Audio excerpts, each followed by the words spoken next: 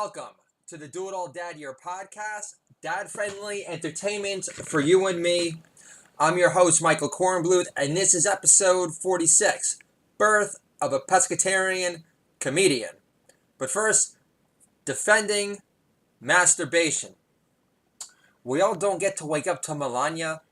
Chances are, during our boom boom release, our wives of 7 years aren't the ones who come to mind. Glenn Beck looks like a metrosexual turd. I'll give you that much. I'm supposed to believe Harvard law benefits society more than my splendid ISO jerks. The students at Harvard Law banned Kavanaugh from teaching law there because he was too aggressively prep schoolish.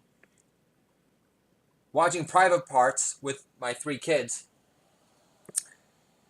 and during the scene when Howard gets into the tub with Morgan Fairchild, the B-rated porn actress, and all of a sudden Howard wavers over whether he should hop into the tub with the porn star as a married man or not, and my 7-year-old daughter yells out, "Do it!"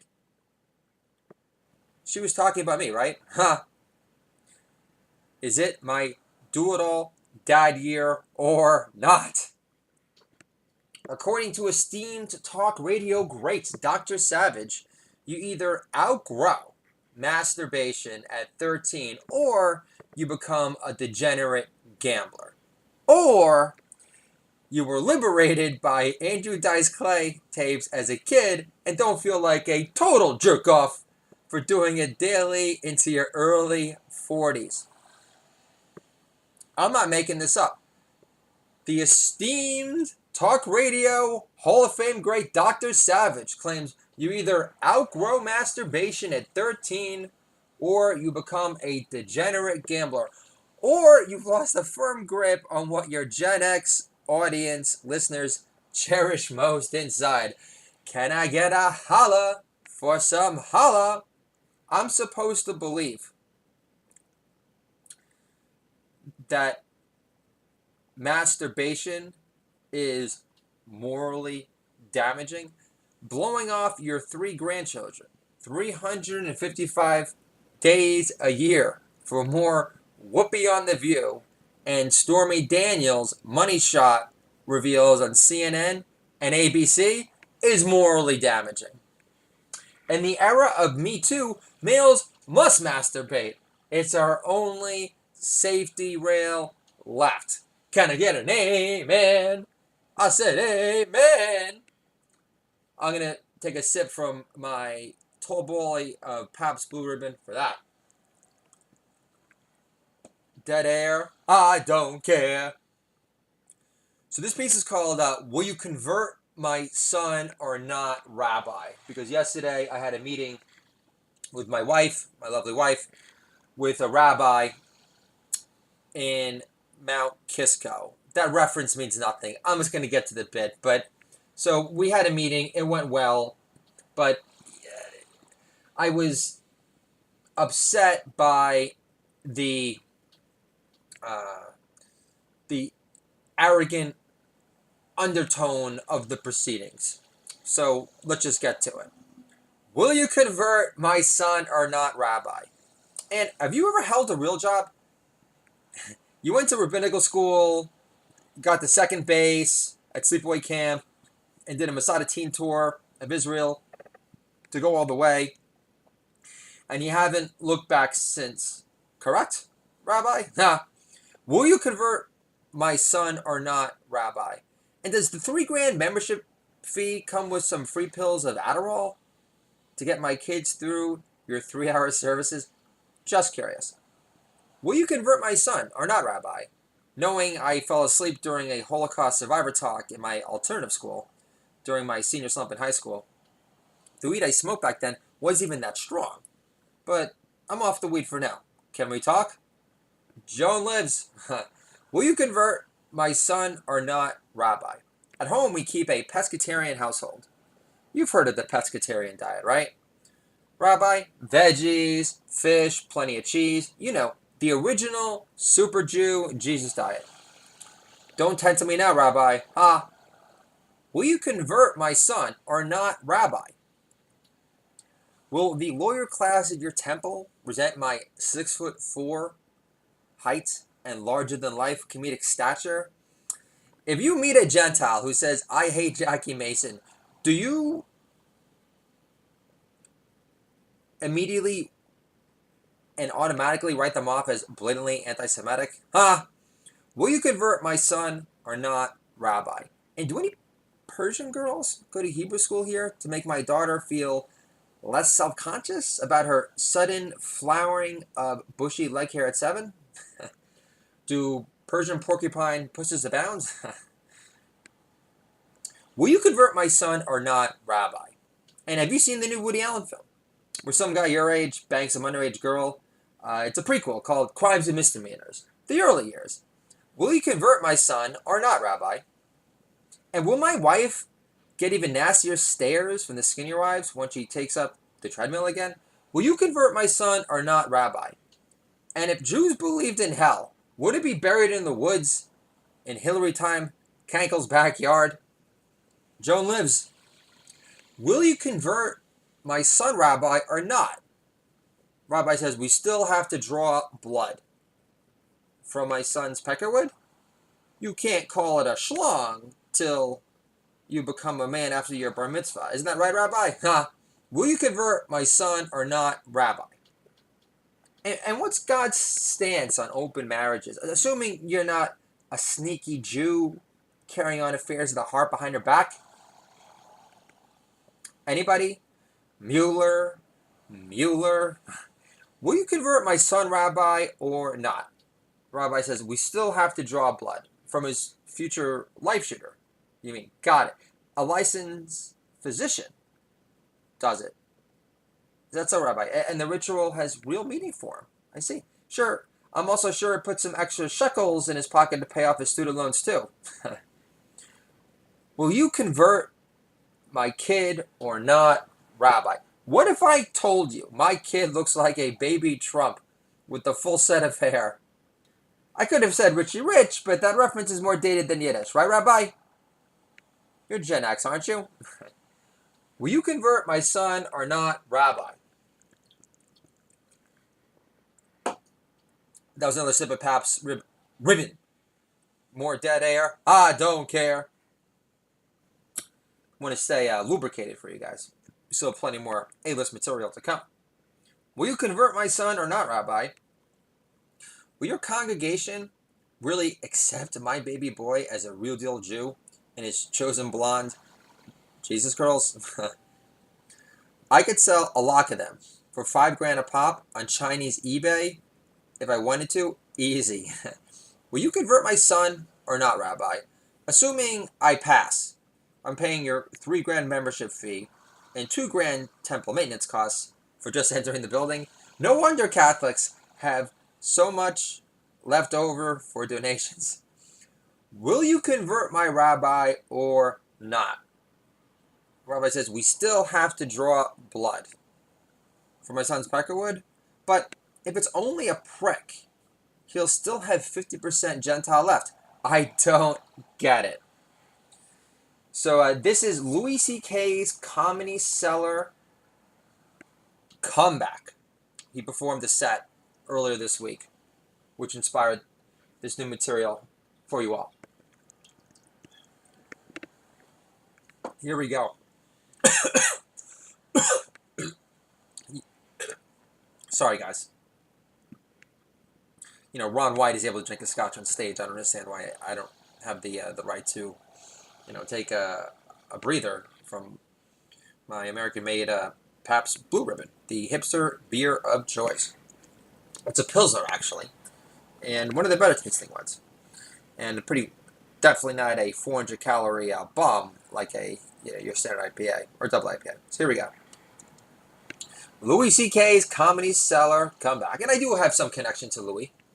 I've never met Louis, but I did write a Louis spec script called Patrice Appreciation Day, which I wrote basically on the train rides back home to Scarsdale Village. I was living in an apartment with my wife and my daughter Matilda and Art Show USA. I was doing headhunting again. I thought I was done with headhunting altogether. I already got on my TV writing break for VH1 Classic. I already wrote 2 multiple video content specials, which was wonderful. But there were buzzkills. It wasn't all peachy. Uh, and what do I mean by that? Well, for the second special where I got my break, well, for the first special, it was perfect because I was hired as essentially as this hair metal historian writer of sorts, and I was able to write intros for this famous wrestler Chris Jericho that he was able to announce on the broadcast and announce the greatest hard rock and heavy metal videos of all time. So I was able to do intros for Guns N' Roses, a Motley Crue, and Rat. So that was obviously a true labor of love, and they get paid for it. And I never been paid for anything for any writing, so that was wonderful. And I got a leather jacket. I got this Fasanably bomber leather jacket. It's my pride and joy after my children.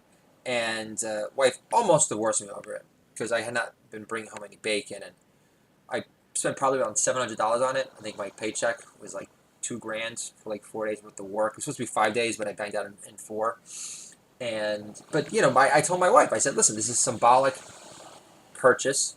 This is my rock and roll comedian, jacket, and it's my FU referendum on anyone that always told me I was too ambitious, or that I was being delusional, or that I just flat out wasn't funny. So anyway, I love that leather jacket, and I love wearing it in front of my kids. But it was 4 years ago, so it's definitely time to make an upgrade. So that's why we're putting together the stay-at-home comedian, controlling kids through comedy, future bestseller. If I have to hear Michael Savage talk more about his books, like just for 1 more second, I'm gonna like puke all over myself and like pull a Jimmy and choke on it and die on the spot. So here we go. Enough of my strolls down memory lane. So like I was saying, the Louie.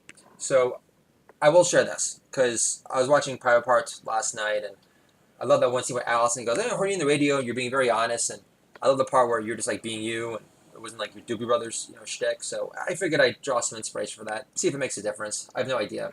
It's not like I'm going to be on New and Notable anytime soon on Apple, considering my political leanings. Political leanings. I've never liked any Republican. And I don't say that with like shame or like, being afraid of being ostracized. Lindsey Graham is awesome though. I would love to have a beer with that guy. But Trump's different than them all. Like, don't people recognize that? Anyway. So, and he's so funny. Anyway. So, I wrote this Louie script. So, it's called Patrice Appreciation Day. And it's in honor of the late, great Patrice O'Neill, always the scariest elephant in the room.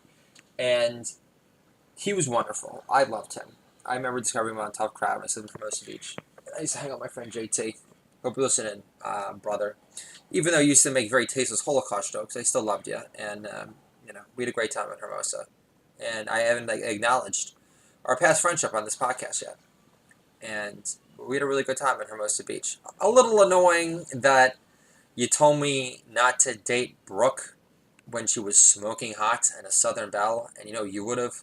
And, just because I'm like this big-headed Jew, you're like, oh, well, you're a spoiled brat, and your dad gives you everything, so you have no rights. But he wasn't giving me anything back then, JT. He's not giving me anything now.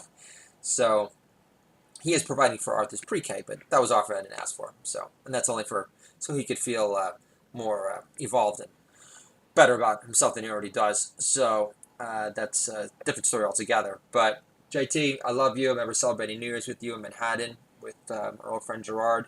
Rest in peace, Gerard. Gerard is a really great guy, folks. Pure soul. Died of cancer, in his early 30s, just some strange disease. I was never super close with Gerard, but I got close to him. I spent many times with him, and you need this dream. He always wanted to celebrate New Year's in Manhattan, so we stayed at the Marriott, and that's what we did. And so it's funny that I mentioned that right now because I'm thinking about my TV writing break, VH1 Classic, Times Square, Viacom Corporate, and of course, I had a lot of earlier bringer shows, the Broadway Comedy Club. Had some success with this bit. Okay, I'm gonna bless you guys with an old school bit that I used to close with. Okay, so here we go, the Broadway Comedy Club. It's right off Times Square. Here we go. Excuse me. All right, this is it. Do blind men ever get the beer goggles? Assuming they do. Does the seeing eye dog ever offer a second opinion? And then I get on my knees and do this. And then I smell. I think we better pass on this one, Stevie. You might be able to feel her face, but I could smell a snatch. Woof woof. Very funny, right? The I think it. I think that bit ages well. The so I do have a relationship with Times Square. So anyway, just to complete this story full circle, in an attempt to reveal more of the real me and not just hide behind jokes, because you guys will listen to me. You're not funny every 2 seconds. So wasn't the entire point of doing this podcast in the first place. But I do have limited time. Of course, I got 3 kids. Daughter's coming home from Kung Fu soon, and do have a lot of material I still want to get to. But so Matt Robert Half, cold calling, Glenn Meisner's entrance over him, blah blah blah, and then I'll never forget this. This was such a great moment in my life. I got this. I look at my Facebook, and understand I sent a tweet to Nick DiPaolo, and who I love. I mentioned him on the podcast before. I think he's like the best roaster around. Definitely got more charisma than Jeff Slimeball Ross, and more machismo, even though he's Italian. And he's made me laugh so hard. Great joke writer. Ultimate respect for Nick DiPaolo. One of my favorites. Saw my Carolines. He was the best. So anyway, the point being is this. I get this message from Nick DiPaolo. He's like, that's so weird. I saw you reach out to me on Twitter, and because we had minimal Facebook correspondence in the past, where I commended one of his later comedic albums, and asked him for some advice, and he got back to me and respected me enough to have some nice friendly exchange and have an actual dialogue. So anyway, I get this message from Nick DiPaolo, and he goes, "Josh read the script, great script." And then he mentions this thing about Louie, where he talks about, yeah, I'm actually waiting for Louie to get back to me to see if he's going to edit my next comedy special. So that is my connection to Louis C.K. Now understand, this is like before the reveal that he would touch himself in the privacy of his own hotel room and give girls the heads up before he'd DG and say, hey, you can get out anytime, but I'm going to take care of business, right? So I do have a semi-intimate connection to Louie. I've seen all the episodes. I haven't seen every comedy special, but love his TV show. Really did. And, I do have a daughter. He's got daughters in the show. And I almost got into this Nickelodeon paid fellowship program in Burbank for this American Dad script that I did. That was a show within a show called Death of an Astronaut. It's about... which is obviously a takeoff of Death of a Salesman, and it's about Stan. So it's like a play within a play, and it's about Stan, the one starless astronaut that never made it to the moon because Obama pulled the plug on the NASA program for good. So he feels like a failure because he was never able to be that guiding shining star for his children, who was a fulfiller of his dreams, which was pertaining to me, and that's why I'm really tripling down over here, folks, as far as giving it my all to make the podcast work and the blog, to do all that, your blog and the book, and all my future ideas for other books, such as The Birth of a Pescatarian Comedian. We will get to that bit eventually. When the Children Laugh, my future book of poetry, and my future nationally syndicated column, Crazy Good Data, in the voice of my super hilarious 7-year-old daughter, Matilda Signor's Corn Booth, which will make Tina Fey jealous with rage forever. So I'm really looking forward to that. So I get this text from Nick DiPaolo. He goes, great script, Josh. And then, of course, in typical stand-up comedian, self-absorbed fashion, starts talking about himself and Louie editing a special. But you have to understand, folks, I'm cold calling. I'm like a cold calling monkey again for Robert Half, one for the man. All of a sudden, I'm talking shop with the great Nick DiPaolo. So I remember, watching, his... him on Tough Crowd back at Hermosa Beach, where I couldn't, write a joke, that could get a laugh on stage. I'm like dependent. I wasn't doing stand up back then. I was just writing spec scripts, and I wasn't a recommended writer yet on tvwriter.com because of my 30 Rock. So it's a long time ago. I hadn't even done like a set, even done a open mic in New York City. So to have, I'm only saying this not to like pump up my stock over here, just to say, folks, for all you, I want to inspire aspiring writers and comedians, hard work always pays off. And I know, like, sometimes, you want the dollars and cents and you want the age and everything, but, it's like, these are what you call, like, moral booster uplifts to the nth degree. And that was really awesome to get that from Nick DiPaolo. So I love you, Nick DiPaolo, for getting back to me and for moaning about the script. And again, I wrote it, while working for Robert Half on the train, of course, during lunches. But you can't make that public knowledge because they'll resent you and they're like, oh, you're better than this job, so screw you. And that's what happened. But that's not the point of this podcast. So let's get to the material already. But that is my relationship with Louie. So this is a Louis C.K. Comedy Cellar comeback at the Comedy Cellar in Greenwich Village. Was coming out in a trench coat and sunglasses too much? Louis C.K.'s Comedy Cellar comeback. Okay, so my show Louie has been stripped of all family appeal from top to bottom. Louis C.K.'s Comedy Cellar comeback.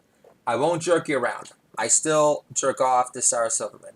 She's the only celeb comic who shows up on mountainofmuff.com. Sorry. Do you feel better about yourselves now? You degenerate animals. Louis C.K.'s Comedy Cellar comeback. I never pretended to be a squeaky clean comic like Bill Cosby. Plus, I didn't drug or rape anybody. I just said, can I touch myself in my hotel room? Leave anytime you want. Thanks for coming. Louis C.K.'s Comedy Cellar comeback. HBO and Netflix took down all my comedy specials. What's coming down next? The Rocky statue in Philly because it promotes white supremacy.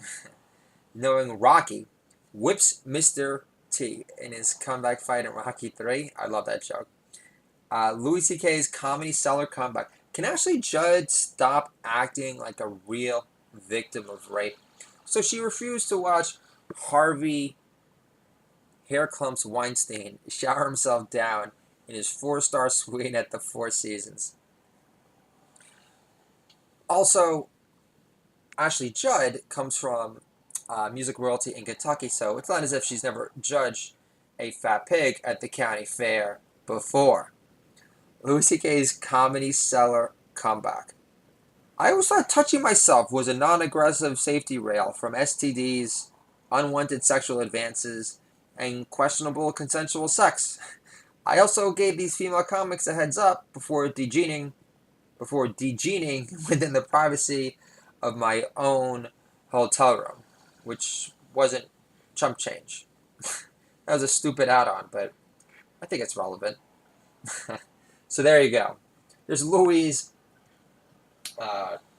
comeback. Stellar comeback at the good old Comedy Cellar.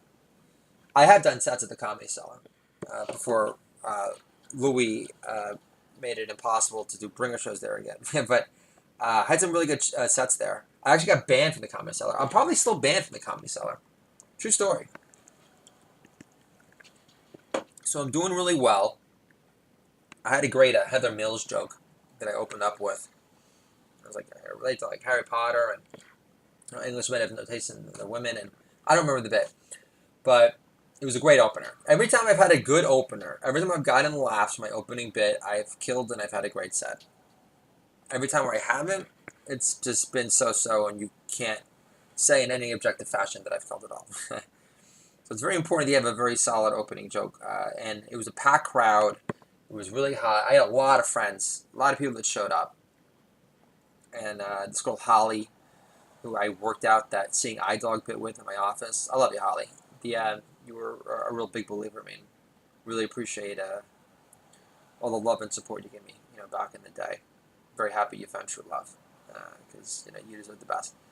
So, yeah, so Holly was there, and my friend Ari, I haven't talked to him in ages, Boudreaux. But I had a really good contingency, and I was on fire for 2 minutes. But then, in stand-up comedy, you get the light, right? And then I say this line, well, really? Are you getting the light? I've only invited, or I only, secured my own private militia to attend the show. And they got like a semi-laugh. But at that point, I became an enemy because I'm like mocking, the management, they overbooked, and I went past my time, and that was awkward, and the laugh started dwindling. So then, and the guy got up, I think his name was Luke, got up all over my face, and it just all went downhill from there, and I got banned. So I would like to perform there again. So we'll see how that unfolds. But so that's my relationship with the Comedy Cellar. But a really cool room. A lot of the comedy clubs in Manhattan, uh, some lights are more blinding than others. Lights pretty bright at the Comedy Cellar, but a very intimate feel.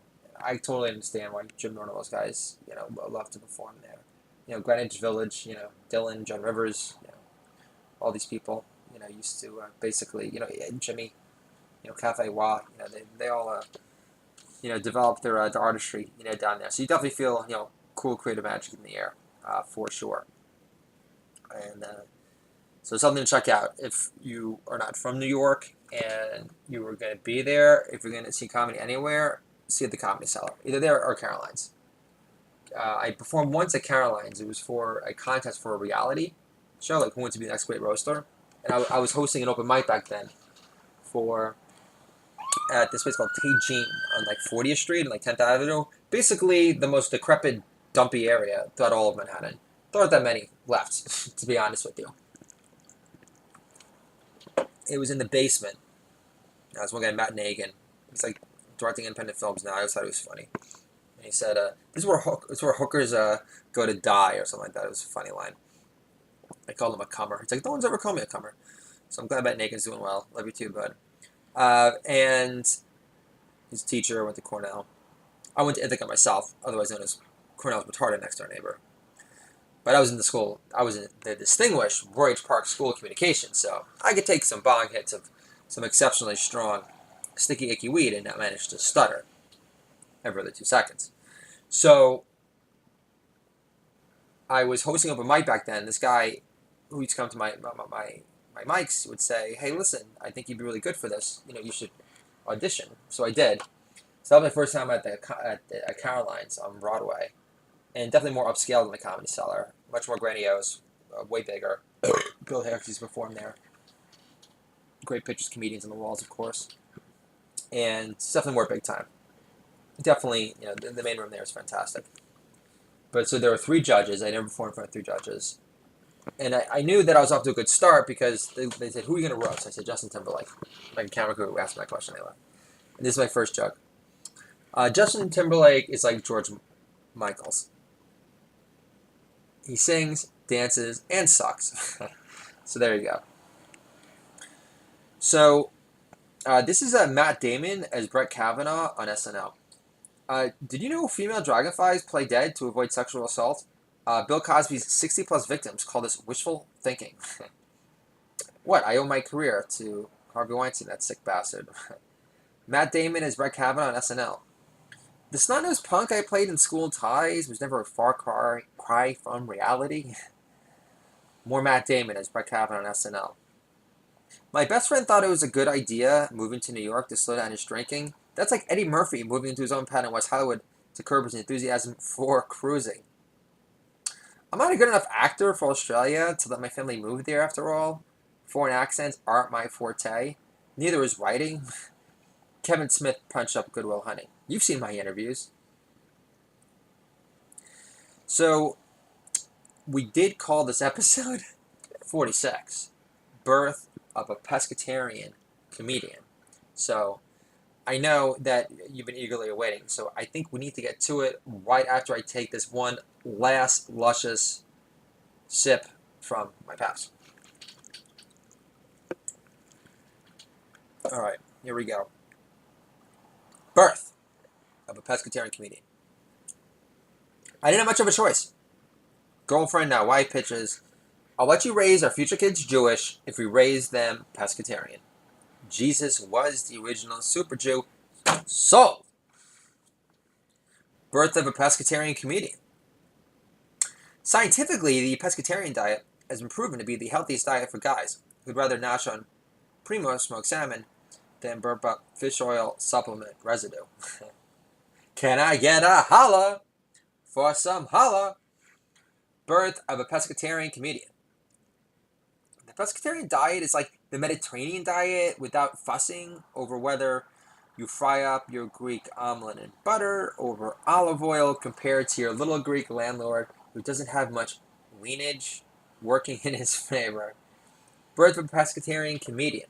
If I dare to cook a lamb burger at home, my kids yell, yuck, yuck. So I outshine mommy in the kitchen with my Mexican lasagna mixed with my homemade salsa on top of my corn tortillas, so my wife feels beneath me. Birth of a pescatarian comedian. My wife can't hide her dejected disgust whenever the first bites of my veggie casserole supreme prompt my kids to launch into their fabled yummy dance, whizzing around the room, yelling, "Best daddy ever! Best daddy ever!" Birth of a pescatarian comedian. Complex carbs, like whole grain animal crackers, suck. If it tastes like shit, it's shit. Nothing complex to comprehend here. Resist this. Birth of a pescatarian comedian. Arugula greens take my late night grilled cheese sachets higher.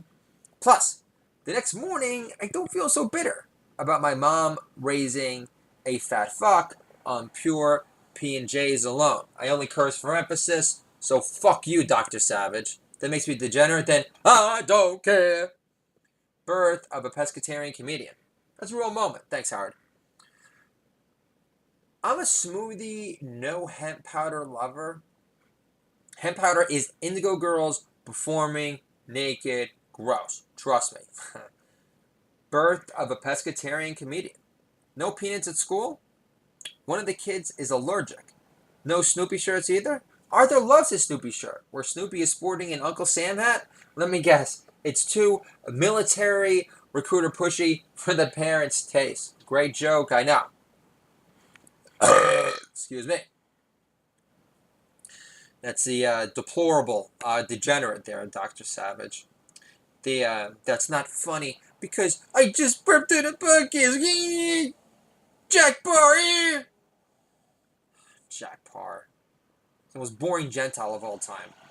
The Birth of the Pescatarian. There's a kid allergic to peanuts. So sorry. Arthur isn't itching to watch a Charlie Brown Thanksgiving again either. Or he'll break down into non-laughing hysterics. Birth of a pescatarian comedian. Agave isn't so sweet like my mother-in-law. It's no wow-worthy sub for honey. Agave is like Sammy Hagar's tequila. It goes down Van Halen light. Got it? Good. Can I get an amen? I said amen. Birth of a pescatarian comedian. In defense of fish, you are gross for ever admitting to liking Pop-Tarts Jim Gaffigan. Fun Dip packs more hefty flavor. Your joke servings are so edgy, edgy, edgy. Not. Obviously. I refuse to not be a best-selling writer, especially on the food writing front, compared to that hick from Indiana. Just, there's no way I'm allowed to have it on my watch. Not going to happen. Birth of a pescatarian.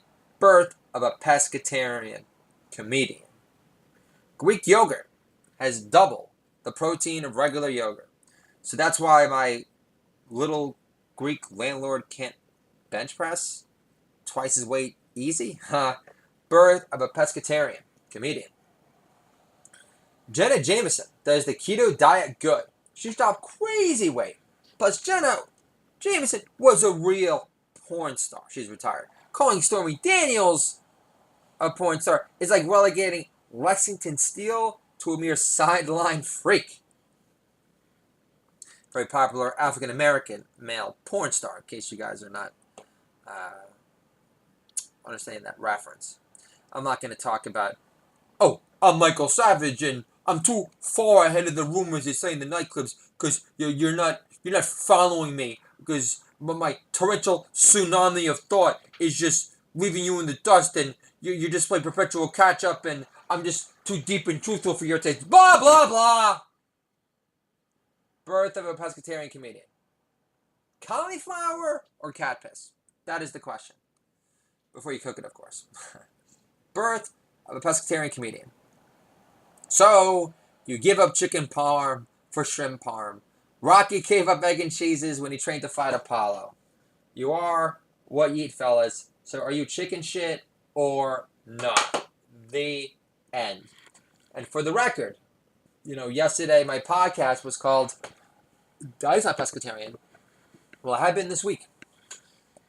And my wife worked last night, and I woke up today at 1 o'clock with a sandwich, a goat cheese homemade hummus panini with fresh greens and shaved carrot. That was the bomb.